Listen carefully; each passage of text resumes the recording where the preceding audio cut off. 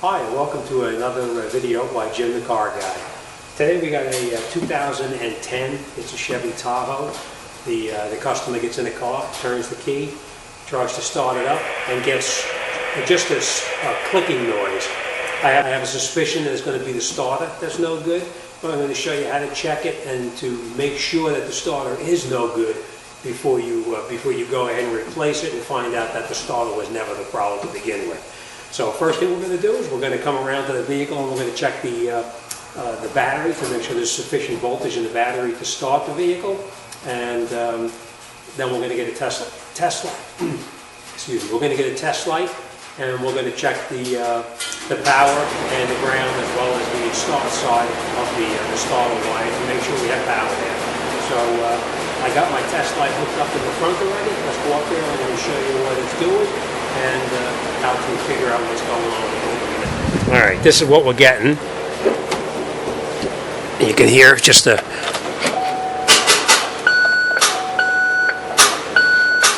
that's it. And as you can see, the headlights are staying fairly bright. So it's a pretty good indication that the battery itself is okay. But we're going to go down there and we're going to check it just to make sure. What we're going to do is this is the starter inside there. I know the light's probably going to be an issue here, but that's the starter down here. And if the red light lights up, which you can see it does, the light on here lights up red, that means you've got power, which we do have power. So we know we have the 12 volts coming down to the starter. We touch the starter and we know the ground is okay because you can see the light lighting up green, so we know the ground is good. And the last thing we're going to do is we're going to come over here to the harness and we're going to check in here to make sure that it has 12 volts in the crank position. Alright, crank it.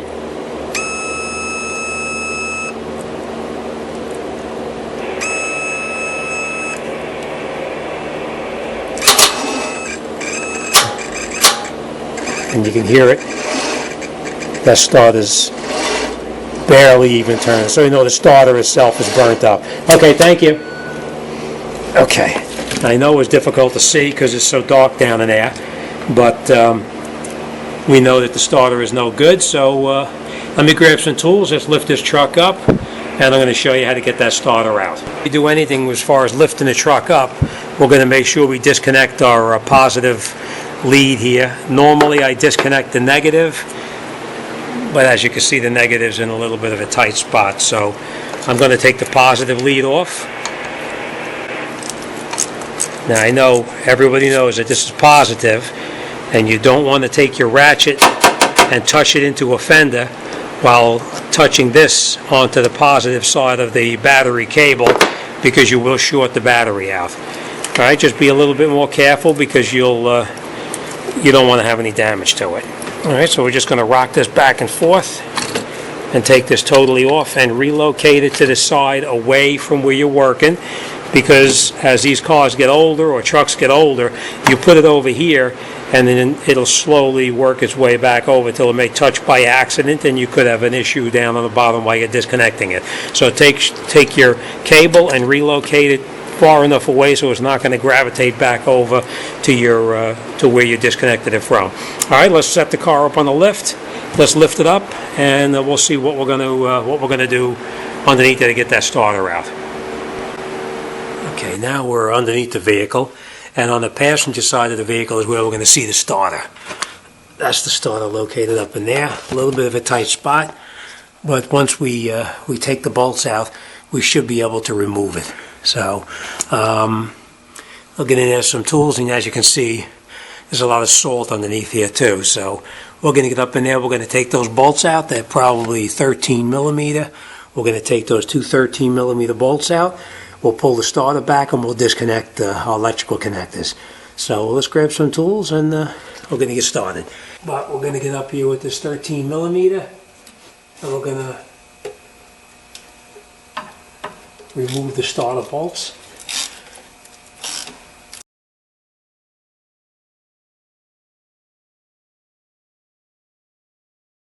Alright, so we'll take that second bolt out. You just pull it down and out.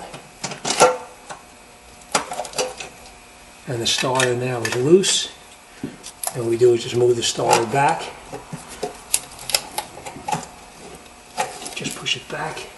And we'll disconnect the electrical leads. I'm going to actually take off this lead right here. And then I'm going to pull the starter out through this opening right up inside here. I know it's a little difficult to see for you, but that's what I'm doing. So let me get that lead off, and then we'll pull that starter out.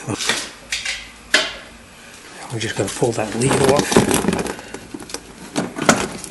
Just get it off to the side now. And then your starter will come up this way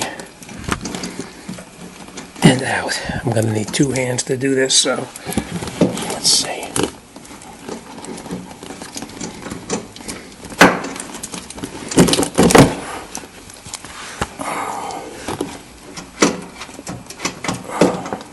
If you play around with it, you can get it to come out through there. It is really a tight squeeze. And anyhow, that's the starter. That's how you get it out. We're just going to pull it out the rest of the way. We'll grab the new one, and we'll put the new one in. Let's open this up here.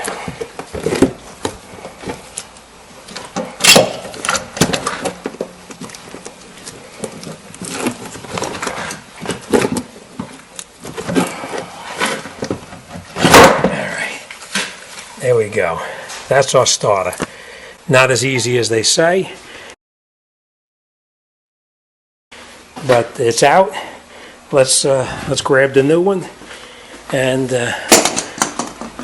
we'll put the new one in. Now we got to get our new starter back in there, and we're just going to pull this back out, and we're going to get the new starter back inside. Okay. Now we got the starter back in, we're going to reconnect our wiring on there.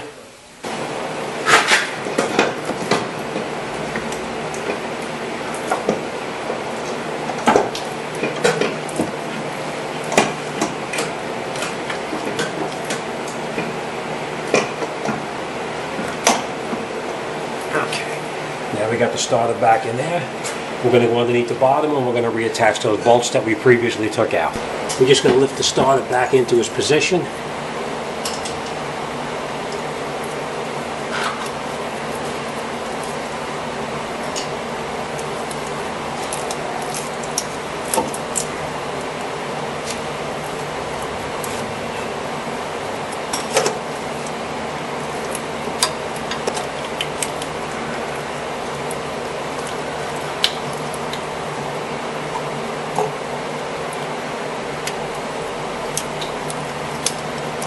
Screw them in by hand.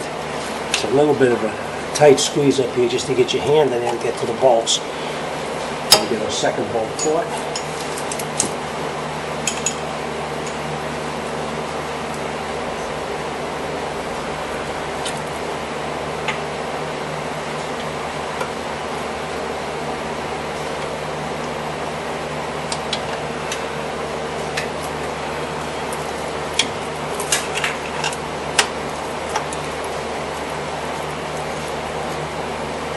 Once we've got them caught in there, we can tighten them up all the way.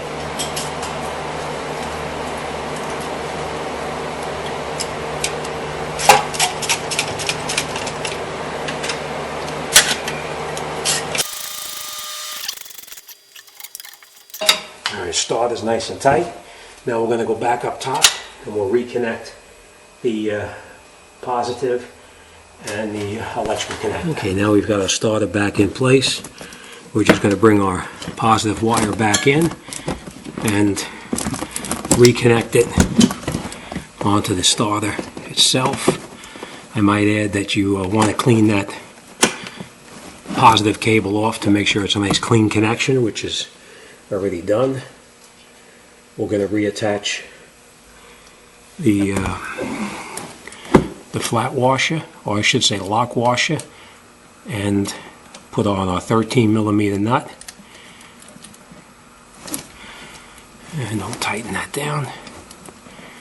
Tighten it by hand as tight as you can, and I will have to tighten it up with a wrench. And then of course, make sure you reconnect your wire harness that plugs into the into here, so we can get it snapped in place. And you'll hear it snap in and it locked in.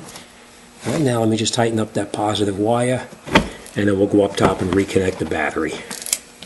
Now let me tighten it up and we'll come right back. Okay, now that we got our vehicle back down on the ground, we're going to reconnect our positive cable and we're going to test it. All right, just put it down. Now when you tighten this up, remember, you got to be careful because we're tightening up the positive, not the negative. If we touch something by accident, it could be catastrophic, as you know. All right, nice and tight. Gonna put a cover back over the top of the battery, and now if you did your job correctly and everything is done the way it's supposed to, we should be able to get inside, turn the key, and it start right up. So let's check it out.